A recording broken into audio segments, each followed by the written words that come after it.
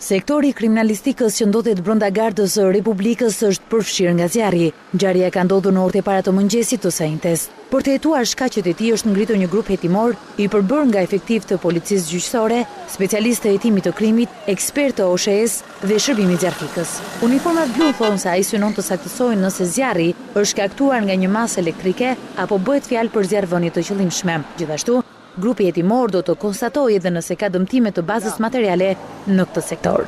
Sipas policisë së kryeqytetit, në orën 2:15 është shkaktuar një vatër zjarri në katin e dytë në sektorin e kriminalistikës, e cila ndodhet në ambientet e Gardës. Kjo ngjarje është denoncuar fillimisht nga kryetari i Partisë Demokratike Lulzim Basha, i cili e konsideroi një përpjekje për të zhdukur provat e trafikantëve të drogës.